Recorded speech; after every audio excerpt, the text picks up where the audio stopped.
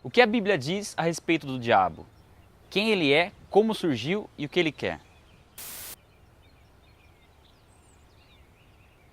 Saudações a todos, mais um vídeo do canal Vai na Bíblia e hoje iremos falar sobre o diabo, sua relação com Deus, com o homem e com o pecado. A Bíblia não somente revela a existência do diabo, como também o apresenta como sendo um ser espiritual, pessoal, extremamente poderoso e totalmente maligno. Jesus se refere ao diabo como sendo inimigo de Deus, homicida, pai da mentira e príncipe dos demônios. Ele também é chamado de Satanás, que significa adversário e opositor, além de vários outros nomes e títulos que revelam a sua natureza. A própria palavra diabo significa caluniador, difamador e acusador. Analisando apenas os nomes e seus significados, nós já podemos ter uma ideia do perigo que ele oferece. Contudo, algo que nos traz uma compreensão ainda maior sobre as suas intenções são as informações que a Bíblia traz a respeito da sua origem, da sua queda e da sua ação contra o ser humano. A pergunta é, como surgiu o diabo? Além disso, por que Deus criaria um ser tão mau e perverso? A Bíblia ensina que Deus é o Criador de todas as coisas, nos céus e na terra, tanto as visíveis quanto as invisíveis. Mas também ensina que tudo que Deus criou foi bom. Por essa razão, algo certamente aconteceu para que esse ser criado por Deus se tornasse o diabo, se tornasse o acusador e inimigo de Deus. Para entender o que aconteceu, nós podemos tomar como base Isaías 14 e Ezequiel 28. Apesar de serem profecias inicialmente dirigidas aos reis da Babilônia e de Tiro, tais passagens tomam proporções muito além do que poderia ser declarado a respeito de qualquer ser humano.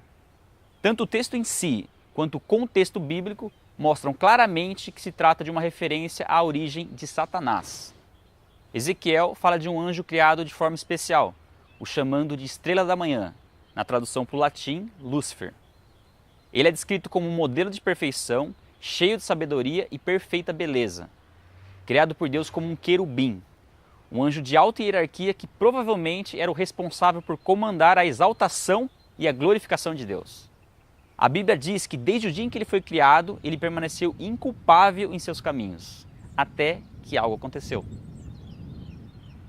O texto de Ezequiel diz que em um determinado momento se achou injustiça, perversidade e maldade em Lúcifer. E explica que por causa da sua beleza e do seu esplendor, ele se corrompeu e se tornou orgulhoso. Isaías diz que o desejo do seu coração era estar acima de todos os anjos e ser como Deus. Na verdade, a soberba de Lúcifer se tornou tão absurda que ele chegou ao ponto de achar que seria possível tomar o lugar de Deus e usurpar de uma glória que pertence unicamente ao Criador do universo. Por conta dessa rebelião, Lúcifer passou a ser Satanás, o adversário de Deus. Inclusive, ao que tudo indica, durante um certo período ele convenceu outros anjos a também se rebelarem contra Deus, provavelmente oferecendo certos privilégios caso tivesse o apoio desses anjos. Mas como isso é possível? Como o mal pode ter surgido no coração de Lúcifer e também ter corrompido outros anjos, se são seres criados por um Deus perfeitamente santo?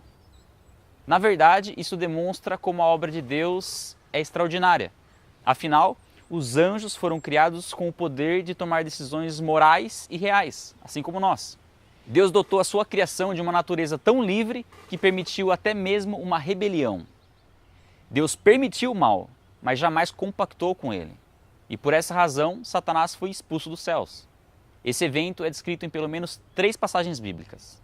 Inclusive, com base no texto de Apocalipse 12, acredita-se que aproximadamente 1/3 dos anjos caíram com Satanás. Após Satanás ter sido expulso dos céus e lançado à terra, em um determinado momento da história, Deus criou um ser que não somente o glorificaria, mas que também seria a própria imagem da sua glória. Deus criou o homem à sua imagem e semelhança. Razão mais do que suficiente para que Satanás odeie o ser humano e faça de tudo para destruí-lo. E o primeiro passo que o diabo deu nessa direção foi logo no início, no Éden, onde Deus colocou o homem e o autorizou a se alimentar livremente de todas as árvores, menos uma, aquela que lhe causaria a morte. E foi dessa árvore, por influência do diabo, que o homem comeu. Parece absurda a estupidez do ser humano desobedecer a única proibição feita por Deus que visava o seu próprio bem, mas é interessante observar como isso aconteceu. as motivações por trás da queda do homem. Quando o diabo questiona Eva, ele diz: vocês não podem comer de nenhum fruto das árvores do jardim? Ele, na verdade, está sondando Eva para ver qual era o entendimento que ela tinha sobre a proibição. Quando Eva acrescenta algo à ordem de Deus, não podemos nem tocar, o diabo percebe uma vulnerabilidade e acusa Deus de estar mentindo. Ele diz: certamente vocês não morrerão. E acrescenta: Deus sabe que no dia em que comerem da árvore, seus olhos se abrirão e vocês serão como Deus, conhecedores do bem e do mal. O diabo não só disse que eles não morreriam, como também disse que na verdade eles seriam como Deus. Ou seja, com o mesmo pecado com que ele foi seduzido, ele tentou o homem que também pecou. Quando Eva viu que o fruto parecia agradável ao paladar, era atraente aos olhos e desejável para dar entendimento, comeu. Afinal, se ela seria como Deus, já não haveria mais motivo para dar satisfação ao seu Criador. Ela deu do fruto para Adão, que também comeu. O homem preferiu acreditar na promessa do diabo ao invés de confiar em Deus. O interessante é que, em um primeiro momento, parecia até que o diabo tinha razão. Afinal, eles comeram da árvore e não morreram. Porém, o pecado trouxe a morte espiritual, a separação entre o homem e Deus, e como consequência futura, a morte física. É o mesmo que acontece quando retiramos uma folha da árvore. Ela deixa de receber a seiva e, com o tempo, seca e morre. Com o pecado, o homem não só morreu espiritualmente e foi expulso da presença de Deus, como também transferiu o direito legal de posse da terra ao diabo. A partir da queda, toda a descendência de Adão, que inclui eu e você, nasceu separada de Deus, à semelhança de Adão. Sim, nós nascemos pecadores em um mundo governado pelo diabo. Todo o mal que habita em nós é fruto da desobediência de um único homem, mas que nos representava.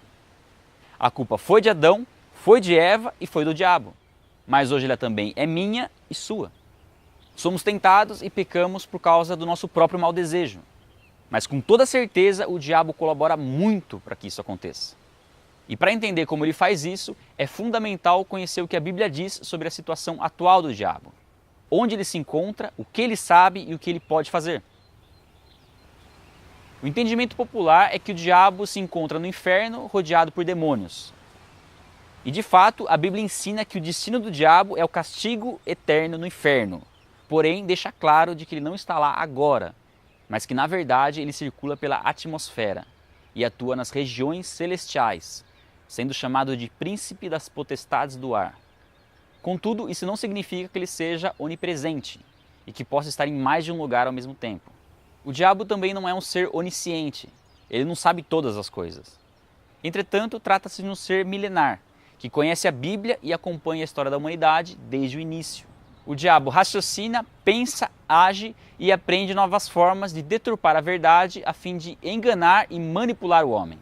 E mesmo não tendo acesso aos nossos pensamentos, através do que fazemos e do que falamos, ele conhece nossas inclinações, fraquezas e desejos.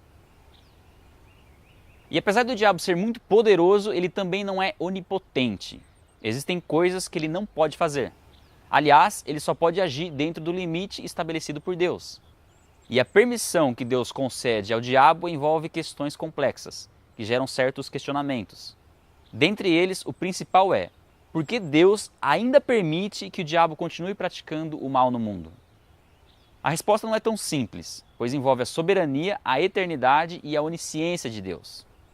Neste momento, o diabo está colocando em prática toda a maldade que, antes da queda, era apenas uma intenção.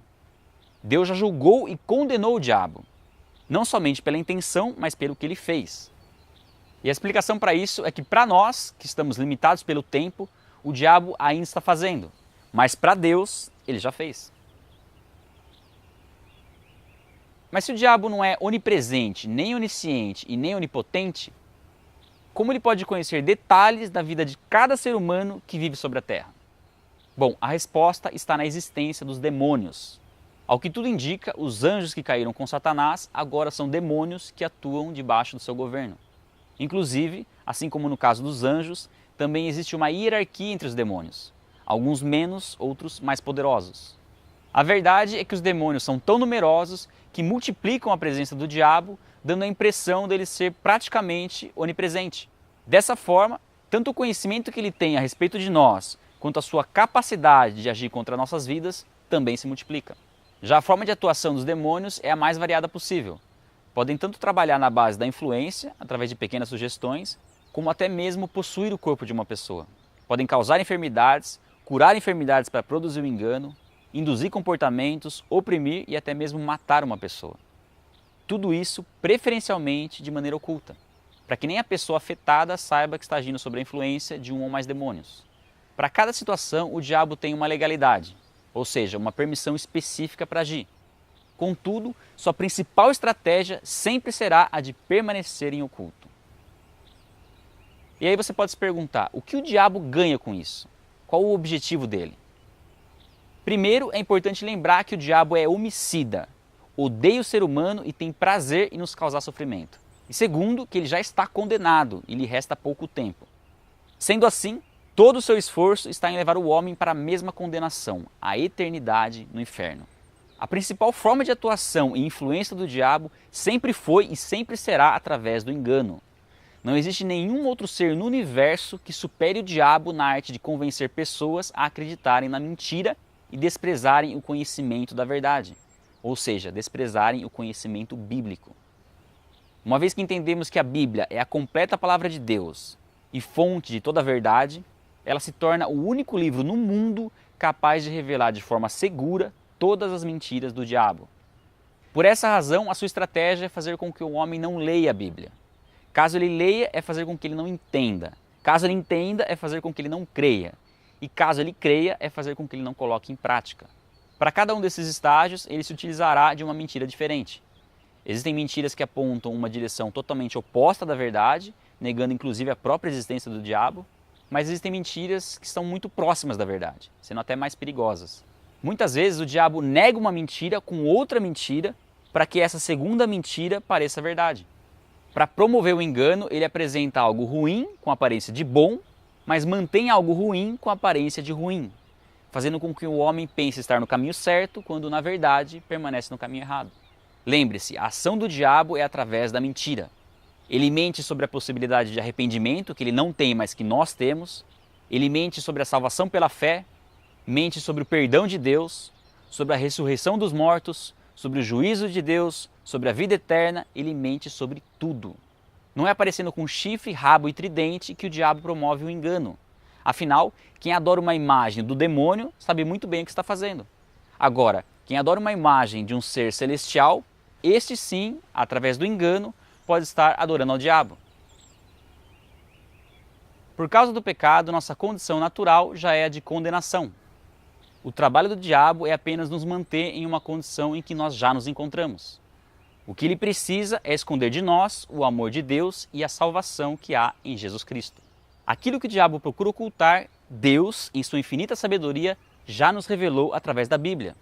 Aquele que é absolutamente justo e perfeito em tudo que faz, já julgou e condenou o diabo, mas nos deu a possibilidade de reconciliação através da fé em Jesus Cristo, demonstrando todo o seu amor e poder através da morte de Jesus em nosso lugar e da sua ressurreição dentre os mortos. Somente Ele pode nos livrar das garras do diabo e nos conduzir para a vida eterna. Vai na Bíblia, fica por aqui. Se você gostou do vídeo, deixa o seu like. Não se esqueça de se inscrever no canal e compartilhar o vídeo nas redes sociais. É isso aí, fica na paz e até a próxima.